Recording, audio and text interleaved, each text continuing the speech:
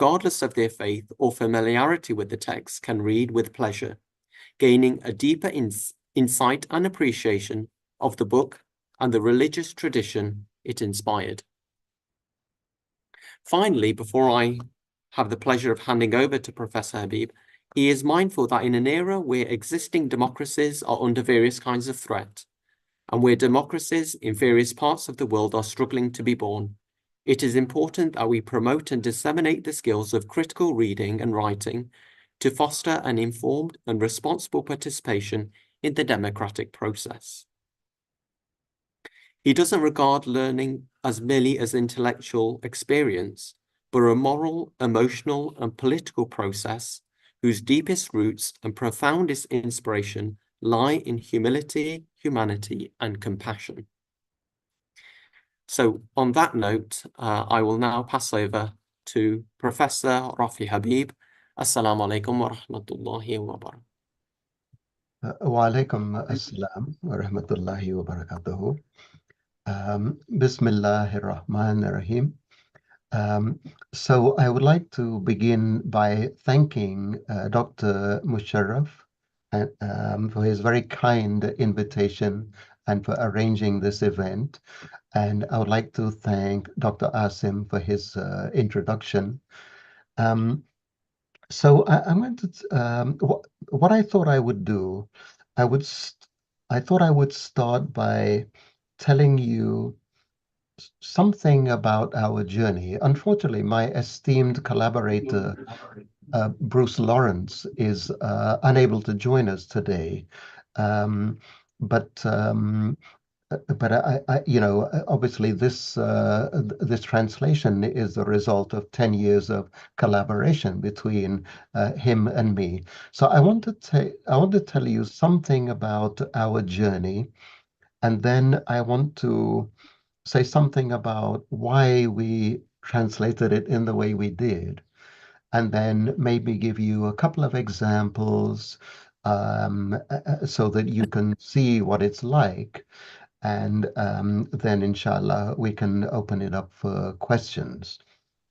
So the thing is, you know, the first thing I'd like to point out, and this is something I learned from Professor Abdul Halim at SOAS, that the first thing is the translation of the Quran is actually a collective endeavor. I don't think there's any one person or any group of people who can produce a perfect translation of the Quran. We all make an effort, we all make an endeavor, and we will always have some flaws in there. And you know, that's natural because we are human. But the way I think a productive way to look at this is to say that it's a collective endeavor, and each person or each group of people contributes something different. And I think there are many valuable translations out there. A lot of them have been produced by Arabists, which is great. You know, a lot of them are very accurate. Sometimes the issue is that readers of English find them difficult to follow. And I think Dr. Musharraf's translation actually did something wonderful by bringing this holy text into the hands of ordinary people. I know he did a thematic translation, and he you know, he made it much more accessible. So that's a wonderful thing to do. And what we try to do in our translation, we also try to create something which is readable, which is simple, but which is also poetic, and which also has produces. I mean, no one can capture the beauty of the Quran. We know that, right? But we wanted to produce something that was beautiful in English, because you know, as you know, when the Quran is recited, it has an incredible effect on people. And, you know, right now, with all the terrible things that are going on in the world, I think most of you would agree that it's a good thing to get this message into the hands of as many people as possible. And the tragedy is, as Dr. Musharraf knows, most Muslims in the world, they do not read Arabic. Um, and most Muslims in the world do not speak Arabic. And it's a sad fact that most Muslims in the world do not actually know what's in the Quran, right? Um, and so this is something we have to try to address. And I'm thinking especially of young people, especially of both young people, both young Muslims and young non-Muslims, who might be open to this message if it's presented to them in a simple but beautiful way. Okay, so that was the basic motivation behind wanting to produce yet another translation, right? Now, the other question that people often ask is, what do you mean by a verse translation? Um, and now, the first thing is, of course, we are aware that the Quran is not poetry. The Quran distinguishes itself from poetry. And some people think, oh, a verse translation, it must be all in rhyme. But of course, it's not all in rhyme.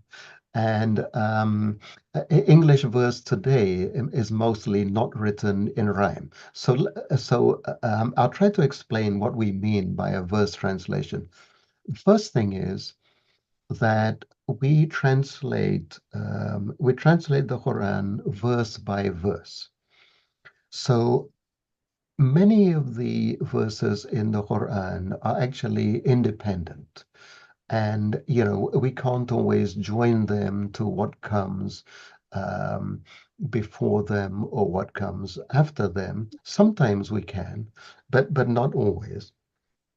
The other thing is, I'll give some examples of this later on, inshallah. But if you break down some of the passages in the Quran, when you physically look at the Quran, right, it all looks like it's all on one page, from top to bottom, and it's beautifully scribed, so everything fits very nicely. But the actual verses, they're often, pauses between verses. There are often all kinds of stops, and sometimes there's a change of theme, sometimes there's a change of person, and the Quranic rhetoricians have obviously spoken about this. Um, and so we thought it would be easier, instead of producing a translation which goes all the way across the page, which treats each verse independently and gives and highlights what is in each verse. Um, the second thing that we mean by it, again, we know that the Quran is not poetry, but it is more than poetry, right? The Quran uses many rhetorical effects, it uses many stylistic effects, it uses rhyme, it uses repetition, it uses symbolism, it uses allusion. And so it's a very rich text, as you all know. And so we wanted to capture something of that beauty. Um, and the third thing that we indicate by a verse translation is that we all know that when we read the Quran, no one reads the Quran silently, right? When we read the Quran, we read it aloud, we hear it aloud, and there's a reason for that, because the Quran is actually a performance. And it's not a dead object on the page. The Quran is something alive, it's something dynamic, it's something which is always interacting with people from every generation and every kind of background. And so a lot of the Quran's effects are produced when it's recited orally. So we also wanted to produce a translation which is which produces its effect when it's recited aloud. So that's basically what we meant by a verse translation. And with your permission, I'll just give one or two examples.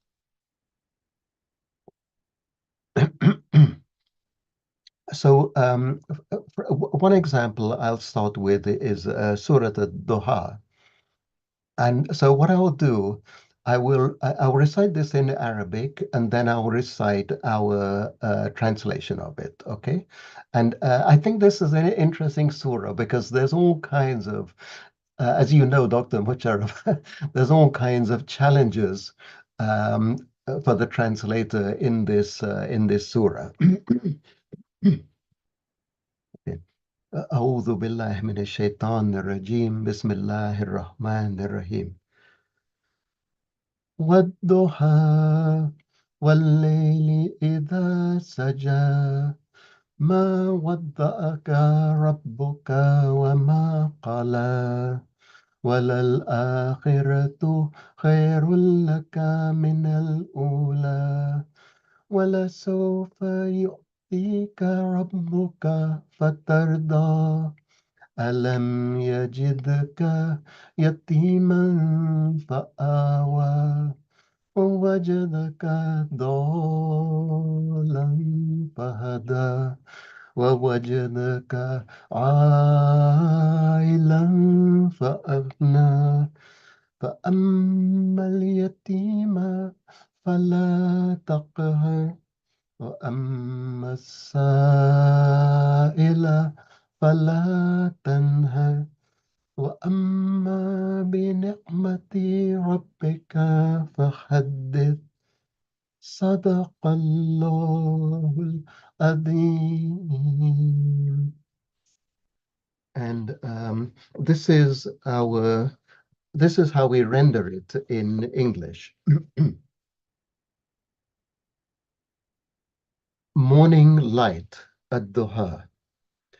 By the morning light in its brilliance, by the darkening night in its stillness, your Lord has not abandoned you, nor is he abhorring you. What comes hereafter will prove finer for you than what came before, and your Lord will provide, satisfying you. Did he not find you orphaned and give shelter, find you seeking and give guidance, find you needing and suffice you? So do not oppress the orphan, nor reproach the one who asks, but proclaim the grace of your Lord. And I'll just try to explain one or two things that we've done with this. The first problem the translator faces is the word doha. Uh, it refers to the full brightness of the sun, right? Between sunrise and noon. But there's no one English word to convey that. Okay, so we actually use a whole phrase. We said, by the morning light in its brilliance, right? And then for the second line, because in the Arabic you have all these rhymes, right? وَالضُّحَى وَاللَّيْلِ إِذَا سَجَى. So in the second part, we put by the darkening night in its stillness. So we have a rhyme between morning light and darkening night, and we have an internal rhyme between brilliance and stillness. So that it tries to capture something of the rhythm. Now, if you look at the one of the other things that we tried to do, we tried to be aware of the sajj, or like the rhymed and rhythmic prose that is used by the Quran. And it took me a long time to arrive at this, because if you try to translate the Quran into ordinary English meter, it's very difficult. And it took me years to realize why. Because in the Quran you get these beats, like, so for example, you got wadduha wal-layli idha saja, ma wadda'aka rabbuka wa ma qala. So you have three beats. So you have one beat, then you have three beats, then you have five beats. And then in the English, we've got by the morning, by the morning light in its brilliance, by the darkening night in its stillness. So what happens with this accentual verse is that you don't count all of the syllables. You only count the number of beats. Okay. And so this is kind of one of the things, or a couple of the things that we try to do here. And then in verse 4, وَلَلْآخِرَةُ خَيْرٌ لَكَ مِنَ الْأُولَى. Again, the Arabic is very rich here, and it's very difficult to capture all the meanings, right? So if you look at the literal meaning of the Arabic, is that the last will be better than the first, right? But as we know in the Quran, akhirah refers to the hereafter, and most of the commentators, um, most of the commentators, including Ibn Kathir and Tabari, they they all refer this akhirat. They want to translate it as the hereafter. The hereafter will be better for you. It's addressing the Prophet sallallahu alaihi wasallam, right? Because as you know, this verse was revealed um, when there was a lapse in revelations, and the Prophet ﷺ did not receive a revelation. So, some people say for 11 days, some people say for 40 days, some people say for 50 days. Another account is that he was sick for a few days and he was unable to pray Salat al-Tahajjud, and and the wife of Abu Lahab and other people came to him and they taunted him, and they said, "What, has your Satan abandoned you?"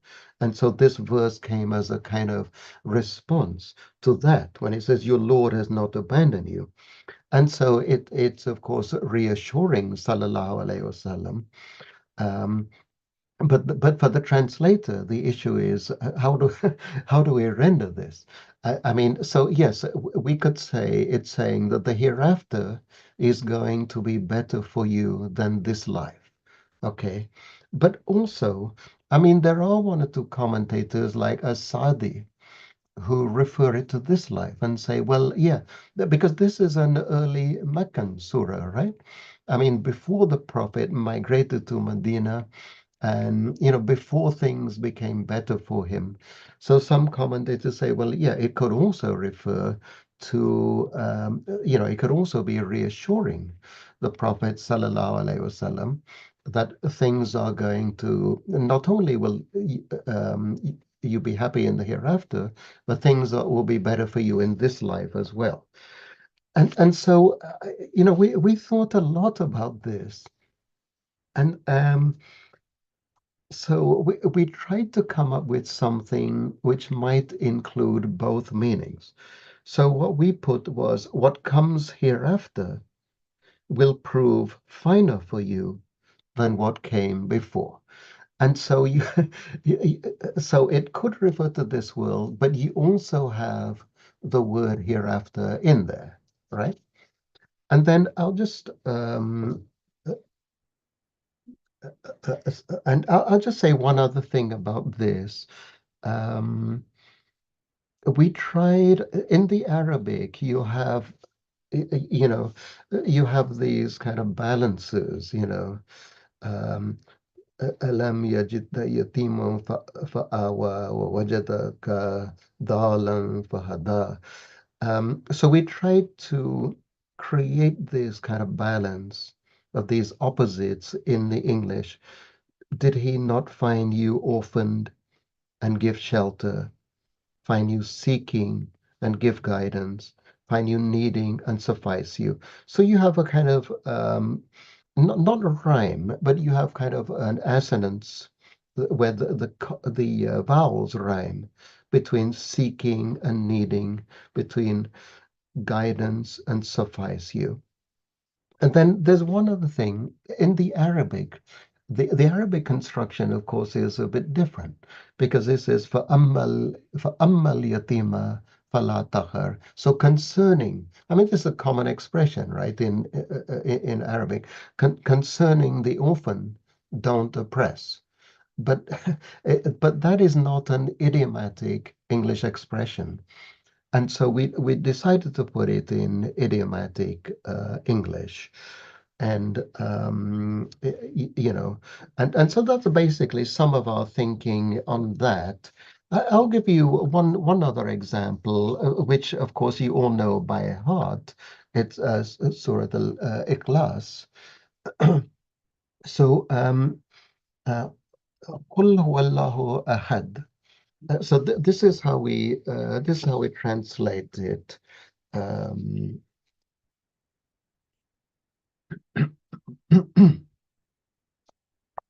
so قل هو الله أحد. Say he is God, the one. Allahu Samad, God the absolute. Lam yalid walam yulad, neither did he beget, nor was he begotten. Walam yakullahu kufuwan ahad. His like or equal there is none. Now I know this looks like a very simple and short surah. We say it all the time in our prayers, right? But if you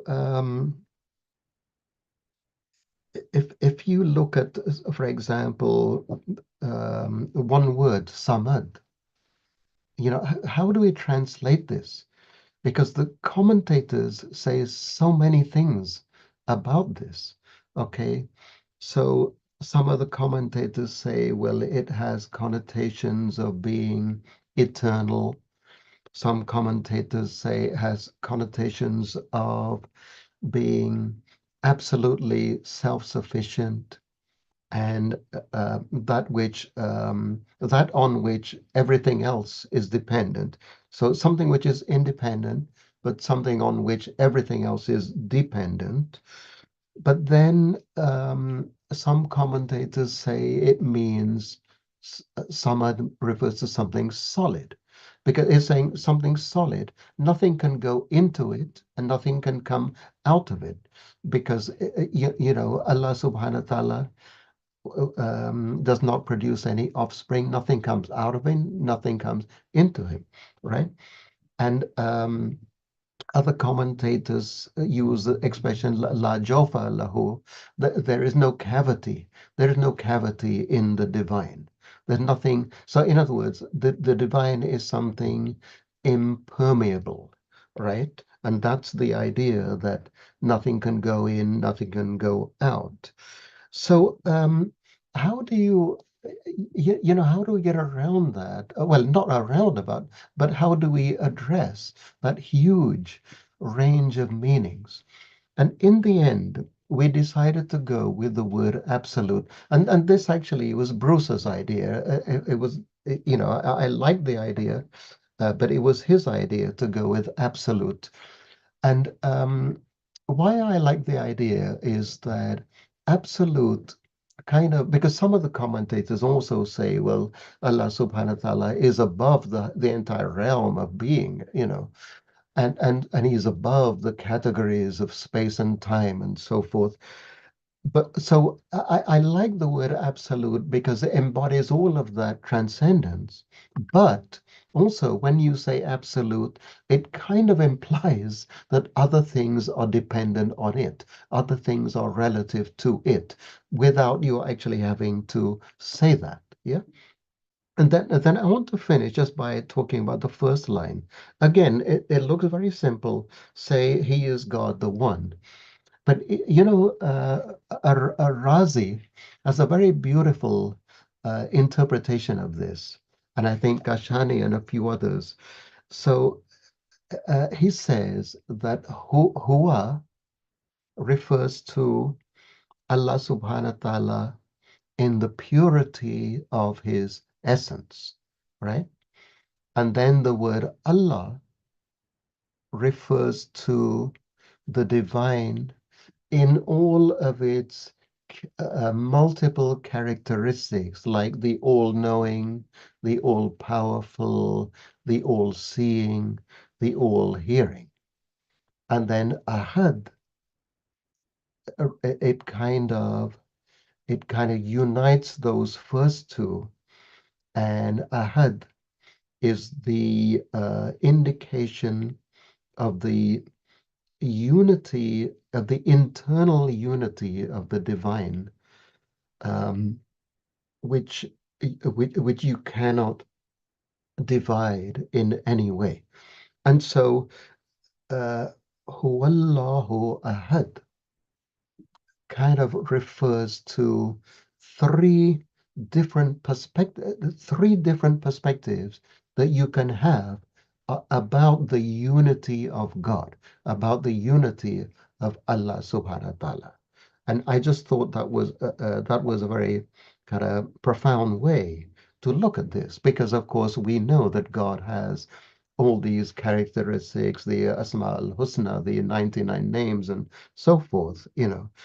Um, but yeah, so I just wanted to give you an idea of the kind of strategies we use and the kind of problems that we faced, or perhaps that any translator faces. And I think I'll finish here, and we can open it up for questions or whatever. And we can open it up for questions or whatever.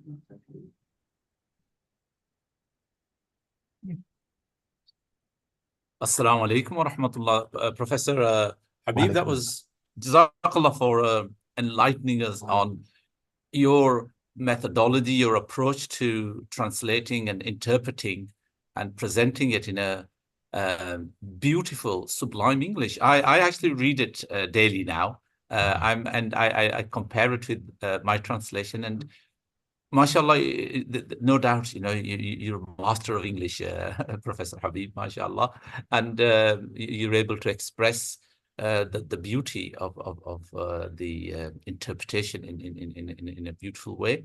You know, you're right about the challenges. Any Quran translator, in fact, in any language, you know, it's because the task is a very difficult one. The task is, how do you read the mind of the author? What does the author mean? Okay, and in our case, what does Allah subhanahu wa ta'ala mean?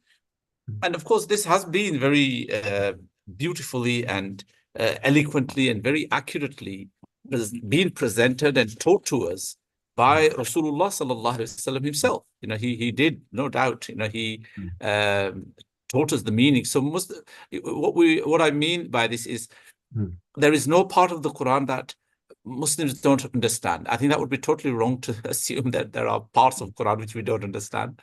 And everybody understood it in the time of Rasulullah. And certainly the Muslims understand the Quran. There's no doubt about it. And you've been through it. I don't think you found any weird, mysterious places, you know, which are beyond human understanding. After all, you know, Allah says very clearly, this is a book full of wisdom, book that is easy as well. وَلَقَدْ يَسَّرْنَا الْقُرْآنَ لِلذِّكْرِ. So it's, it's already, but still, what you've done and what I tried to do was trying to use the treasury of the wisdom that has been accumulated over 1400 years. So we are very fortunate, to be honest. In my case, I felt very reassured because we have these great Mufassirin who've done the hard work. And for us, it's really a matter of choosing between different parts, and I had many occasions where you would say, oh, which one do I choose? Which meaning do I choose? Do I go for the idiomatic? Do I go for a metaphor? Do I go for literal? Do I go for which kind of interpretation can I use? Which interpretation? So alhamdulillah, it's a wonderful effort of yours, and I think your publishers did a very good job in the quality of printing. The presentation is really beautiful, Jana. I really do recommend that people read it for that. One more thing, you mentioned very early on at the beginning about each verse is independent. Well, that's, of course, what it is like this. I think there is this. Each verse has a semantic and a structural independence and relationships as well. So, when we're talking about the story of Yusuf alayhi salam, for example, he has a dream. So that dream consists of, at least when he's narrating it to his father, there's 3 or 4 verses. You can see a semantic and a structural relationship. Structural relationship is when it says wa, and, so, hence, therefore. That's a structural relationship, but also semantically as well. I agree with you, and but my attempt in presenting a thematic translation was that we identify those stories, we identify that structural and semantic connectivity, and put them together as a theme. However, if you notice in the Majestic Quran, there are verses which I have actually labeled because they are actually very independent. And but again, someone would say, no, they're not. You can actually link them with the previous and the afterwards. For example, I labeled the verse ما كان محمد أبا أحد من رجالكم ولكن رسول الله وخاتم النبيين وكان الله بكل شيء عليما. Muhammad sallallahu alayhi wasallam is not father of any of you. He is the messenger of Allah and the seal of the prophets. And here I gave this a very special title. The prophet is the seal, the final prophet. The reason was why I wanted to bring out an Aqidah. This is about a very important Aqidah. So that is why I separated it. But otherwise, it actually fits very nicely into the context of this whole context is in Surah Ahzab. It's about the marriage of Zaid, who people thought, he's the son of Muhammad, or claimed son, adopted son. Adopted, and the Quran actually wanted to negate all that thing. He's not yet. So anyway, so the idea, I just wanted to say that you're right, that yes, each verse can actually stand by itself, and it has its meanings. But I think in our modern context, and you're, mashallah, a professor of literary criticism, you know very well that it really can also lend itself to that thematic understanding, which is a very modern way of understanding as well. I love that attitude, but and I think I very much applaud what you've done there, because I think you have made the Quran, I think you made the structure of the Quran very more amenable to a lot of people. And like your example of Surah Yusuf, for example. So in Surah Yusuf, we get this repeated refrain, "Fi dalalil mubin," right? But it's said about different people at different times, but it's exactly the same phrase.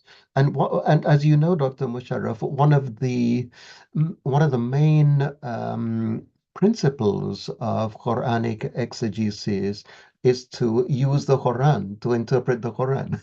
So this, in a way, is confirmation of what you were saying, because you can't. If we take one verse about Jews and Christians, you can't just isolate it. So by sorry. So what I said at the beginning about translating each verse independently, I was not trying to imply that we should decontextualize those verses. Absolutely not. And so I know I think what you've done is very valuable, and but also it follows a kind of Quranic principle as well, because the first thing I think we have to go to explain one part of the Quran, other parts of the Quran, right?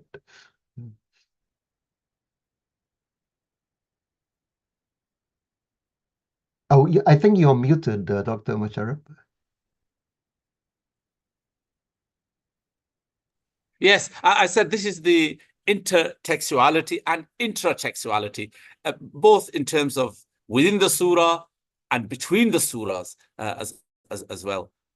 Let's have some other people, mashallah, asking questions. Anybody else got questions here? I do. Yes. Assalamu alaikum wa rahmatullahi wa barakatuh. Wa alaikum assalam. Bismillah ar-Rahman ar-Rahim. I'm Ibrahim. I'm Ibrahim Whitney. I am here at Karimia, Imam, resident scholar. I'm working on a number of projects here. Okay, inshallah. Astaghfirullah. So I was very interested in the translation being done verse by verse as well, because in my reading of the Quran, there's a lot of times it explains into one verse into the next one. So if almost as if it's one sentence, but it's spread over two verses or three verses. Did you follow that rule strictly of translating just an independent clause, or did you connect them in some instances? Yeah, no, you're very right, Imam. And if we look at some of you're very right, Imam. If we look at some of the if you look at some of the shorter verses, for example, at Teen, what Tini was Zaytuni. So what we did, we said by the fig and the olive, then we put a comma to indicate that continuity, right? By Mount Sinai and this secure city, comma, we created humankind in the best of forms, semicolon. So it's still one sentence. Then we reduce them to the lowest of the low. Then it continues, except those who believe and do good deeds.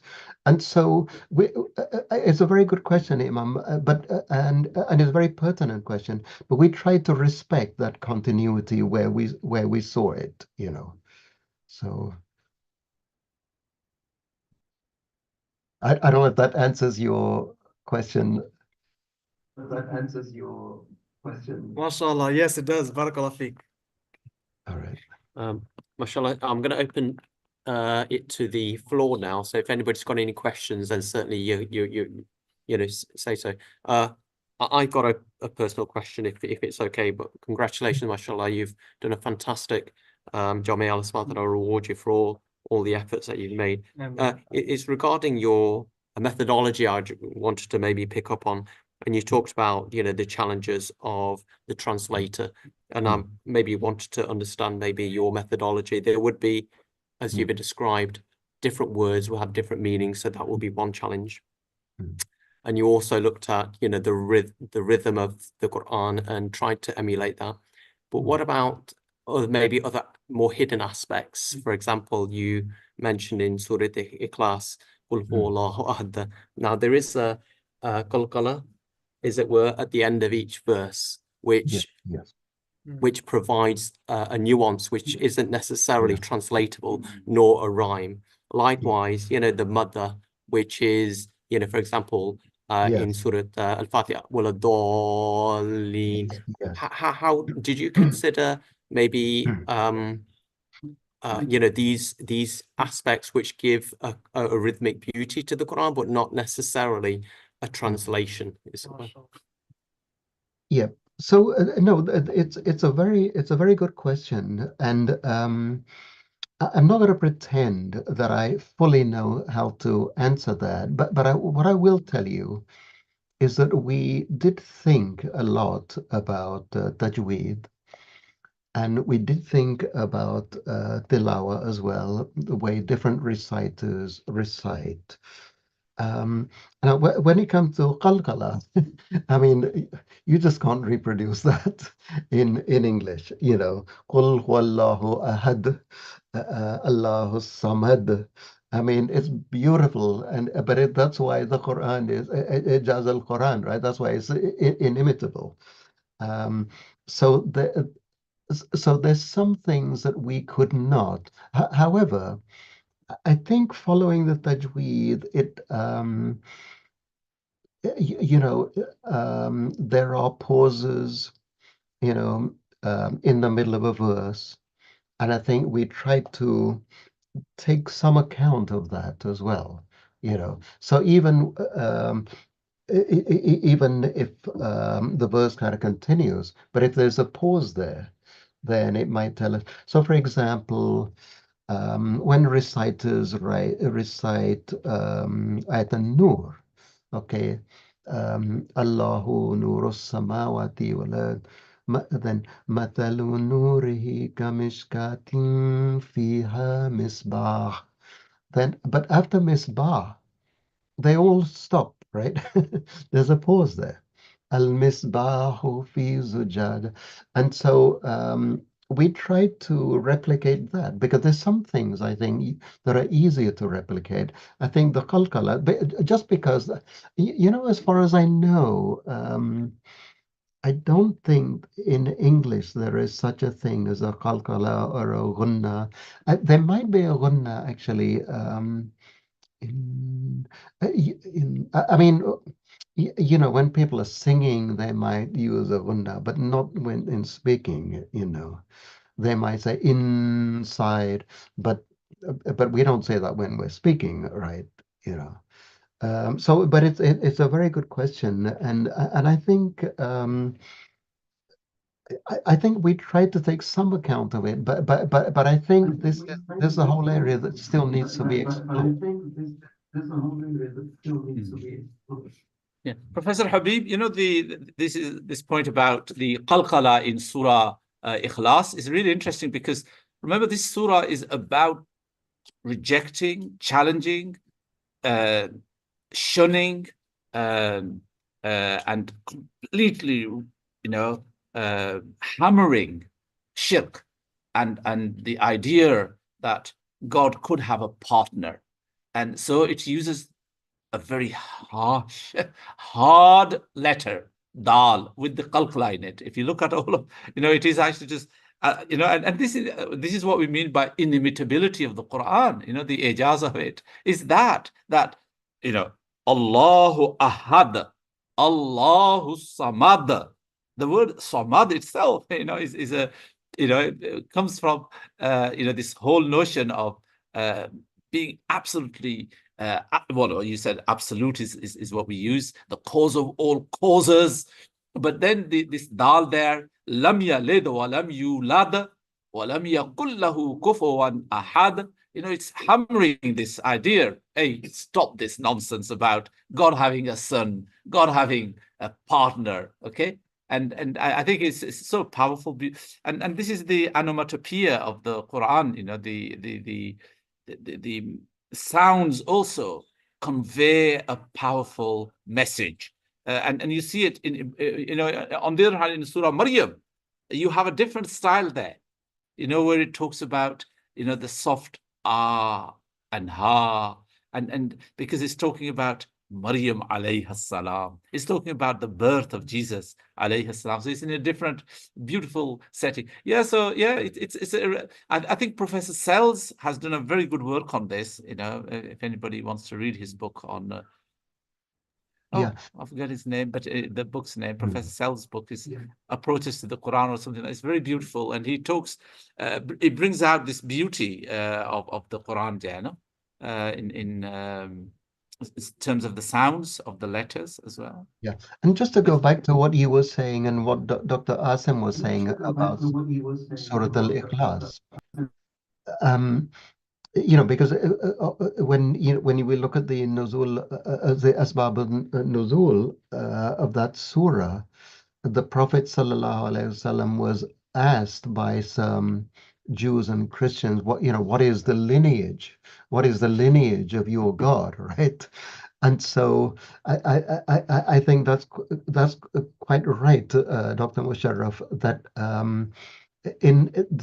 because this surah was a kind of response, right? So it's saying, well, God is one, and there's no doubt about it. God is one and indivisible.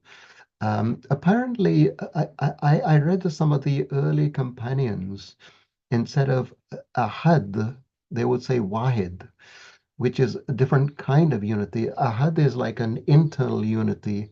Wahid is like a unity compared to everything else, like a unity meaning like a uniqueness, you know. Um, but yeah, but also with that qalqala, Dr. Musharraf, it's that repetition. It's ahad, samad, and then the repetition of it begins and ends with this rhyme with ahad and ahad. And so what we did, we said, say he is God the one, and we ended with is like or equal, there is none. So we tried to make a rhyme, but of course, it's nothing like, you just can't reproduce the power of the Arabic,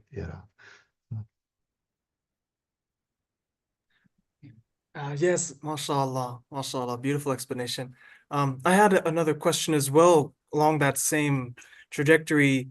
I'm curious how you looked at stressed and unstressed syllables and some pattern of forgive my ignorance. I don't know any more than the iambic pentameter, but I know that there's a long list of them and ways you can play with the stressed and unstressed in the English language. And that might be the closest we can get to a qalqala if you have a unstressed sentence and then end it with a very powerful stressed note. Yes. I'm Yeah. interested to hear about that.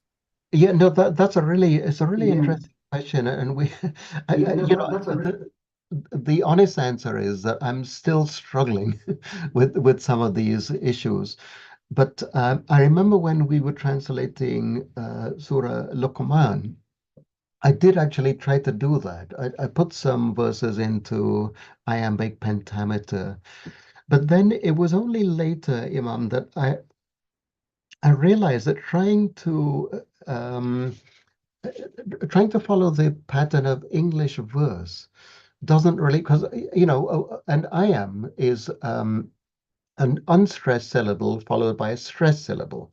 So, for example, the word defeat, we don't stress the d, we stress the feet, defeat. We stress the second part, and that's the natural rhythm of the English language. But I found so many verses in the Quran where you had to stress the first syllable rather than the second syllable. In English, we usually stress the second syllable, right? In a name like David, that's a trochee. We stress the first syllable, but most of the English language is not like that. And so basically, the only way I found out of that was to go by the beats, by only the stressed syllables, not the unstressed syllables. Because if you start counting this, you start counting the unstressed syllables, and then you go back to this, trying to go back to this iambic language. And I think often it just doesn't work for the Quran, because sometimes we need to, when we want to say that they or the disbelievers, and or they or the sinners or whatever, um, we want to stress the they, you know right at the beginning of the sentence rather than the next word, right? We don't want to say they are the disbelievers. We want to say they, are disbelievers.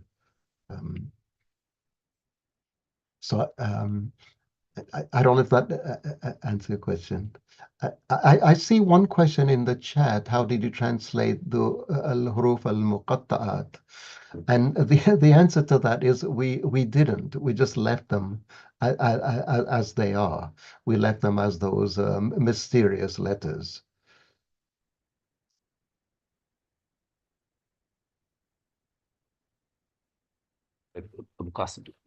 Yes, it's a good opportunity to meet you. I was keen to attend from the beginning, but unfortunately my plate was was full for today. So ما في I just مشكلة, got you no there. worries. Omelets or with the baklava? No, with some Metaphorically. yeah. Yeah. Okay. So just I wanted to ask, my background is Arabic, and I know very well how it feels, but from the other side, I can't understand what's going on.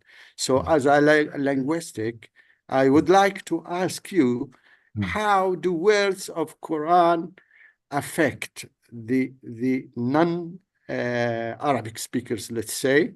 Is it the ahkam of tajweed that makes effect, or the words itself? And the other mean, if we remove the ahkam from the recitation, does it make the same sense, or less, or more, or what do you think from your experience with the non-Arabic speakers? Yeah. You know, that's a wonderful question. And I've had I've had this conversation with quite a few native Arabic speakers. And you know what I would say, brother, is that it does not make a difference to the meaning, right? You know, I mean, the words are the words of the Quran, however you say them. It doesn't make a difference to the meaning, but I think it can make a difference to how you feel that meaning, how you experience that meaning. So I don't think we can ever say that one tilawa, that it somehow changes the meaning of the Quran, but it might impress that meaning upon you more forcibly. I mean, does that make sense?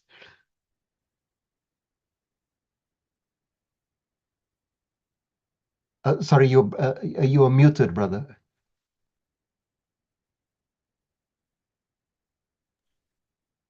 I think you're still muted, brother. It is the ability or the standing of the person and his attitude who's affect the recitation, or the recipient of the recitation, as it is feeling, or just only passing words. Abu Qasim, Dr. Abu Qasim is a geneticist, Yeah. okay? So therefore his English is Libyan English, okay, not Okay. Queen's or King's English. Yeah. Right? Oh, And no, I think he's that's asking a no very good worries. question about Yes. the impact of the tajweed. I think that's what he's really saying is, what is the impact of tajweed? And you're right that, you know, when Abdul Basit recites, الرحمن علم القرآن خلق الإنسان علمه البيان. Mashallah, So beautiful. when he recites, it's of course the feelings, and of course you as a, mashallah, you know, professor of English language, you know very well that it's not just the semantics and the meanings. That No. feeling part is so important. You know, Yes. our hearts are moved, not Yes. just the cognitive, but the emotional side is also moved. And that is why Rasulullah, what the Quran says, وَرَتِّلِ الْقُرْآنَ تَرْتِيلًا, Yes. which of course Sayyidina Ali radiallahu ta'ala who interprets as, you know, read each letter as it ought to be read, and you know, stop at the right places. So yes, you're right. I think Professor Habib, that tajweed does have, you know, tajweed and the manner in which we read it certainly impacts your feelings. And there is that relationship between the tajweed and the meanings as well. And this is why, my teacher, Qari Ghulam Rasul, rahmatullahi ta'ala, he used to say to us, when you say, كلمة الله هي العليا. No, but the first part of that, وكلمة.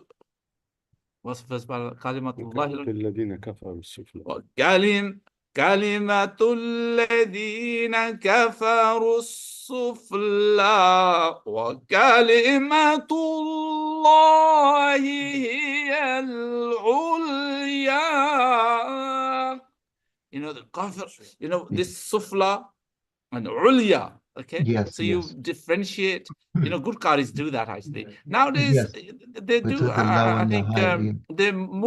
they do more of rhyming and melody rather than the meanings of it. But it should be. Yes. Well, Sheikh Khalil Rahman Husri, rahimahullah. The best reciter. Yeah, he has that, mashallah. He in places you can see. And nowadays, when you listening to the Imam Sudais or Al-Fasi in Haram Sharif, when they come to those verses of Jahannam, for example, they will cry, which is really a good way of showing the impact it's having on your. Yeah, good. Sorry, I'm taking your place. I think the brother's question is again.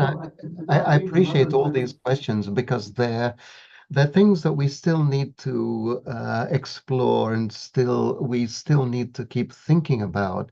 But you're right, because the Quran is not. It doesn't just have an intellectual meaning. It's so rich that it affects your senses, it affects your psychology, affects your spirit, it affects your whole being, right? And that's I think part of the genius of the Quran.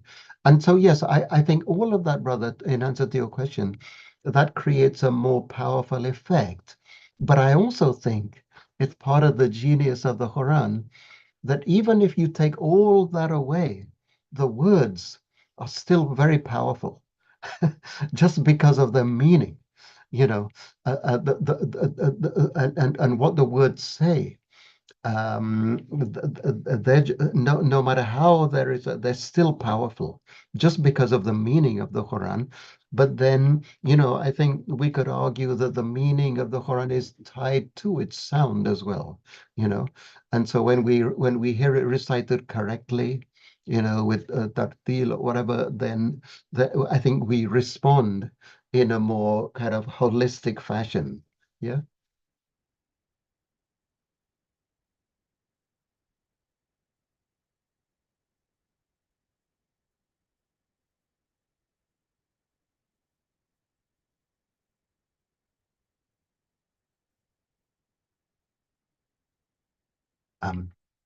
So I think you're okay here. Okay, this will be our last question, inshallah. So, If I could take a little bit more of your time with one more question. Yes, absolutely.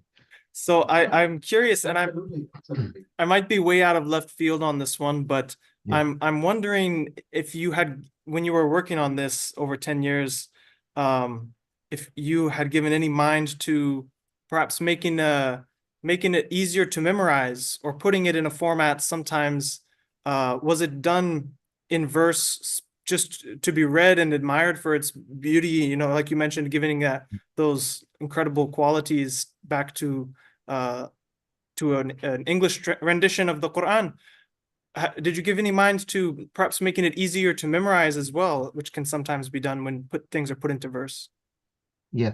Again, it's a wonderful question. Again, it's a wonderful question. We wanted to make it easy to read. We wanted to make it easy to read aloud. But you see, the thing with memory is, with memorization, is that in Arabic, as you know, Imam, there are a lot more rhyming words than there are in English. A lot of the verbs, for example, rhyme, in a certain tense. And same in Urdu, a lot of rhyming words, much more than in English. And the problem is, in English, if you have short lines and you make them all rhyme, it makes it sound like a nursery rhyme. And so we didn't want to do that. It might make it easier to memorize, but this is divine text. This is divine scripture, which has to have a certain solemnity and a certain weight. So we wanted to make it beautiful, but not if you just fill it with rhymes. I've seen one or two attempts, and they don't really work, you know. And so, but it's a very good question. I wish we had that capacity to do that. The one person in English literature, if anyone could have done it, it would have been the poet Alexander Pope in the 18th century. But I don't think there's anyone around like that now. If there's one person who could have done it, he might have done it very well. But I can't think of anyone alive now who could do the whole Quran into rhyme and make it memorable like that, unfortunately. Yeah. That makes a lot of sense. I could see, that you came across that. So thank you so much, Professor. Okay, you're more than Okay, I'm welcome. going to hand over to again for the last words, and maybe. Well, Professor Habib, Allah bless you, give you reward and for posterity and forever, as people, inshallah, read your translation and benefit from it and gain guidance. And we don't know how many people will embrace Islam through it, inshallah, Aziz. Allah reward you. And I'm looking forward to meeting you in July, inshallah. You're coming here in Inshallah. Nottingham. And I Yeah, hope, absolutely. well, obviously, we'll organize a meeting with everybody here. Do you all want to meet, Professor, or not? Yes, everybody wants to meet you, inshallah. Well, I certainly do. And we'll go to Sherwood Forest, the Robin Hood's oak tree as well, inshallah. Oh yes, yes, I have memories of that. I grew up in Nottingham actually, so I have memories of that. But yes, I'm sure we'll go down the memory lane with you, inshallah. yes, yeah. And well, Thank Jazakallah, you. thank you very much, and Allah bless you. Thank you very much for your wonderful, erudite and I think very thoughtful and very very beautiful, softly spoken manner. Jazakallah khair wa ahsan al-jaza. Let's just end with Al-Fatiha. أعوذ بالله من الشيطان الرجيم. بسم الله الرحمن الرحيم. الحمد لله رب العالمين. الرحمن الرحيم. مالك يوم الدين. إياك نعبد وإياك نستعين. اهدنا الصراط المستقيم. صراط الذين أنعمت عليهم غير المغضوب عليهم ولا الضالين آمين. جزاك الله خير. Yeah, thank you so much, and thank you all of you for your wonderful hosting of this and your wonderful questions. I look forward to meeting all of you. Jazakallah khairan.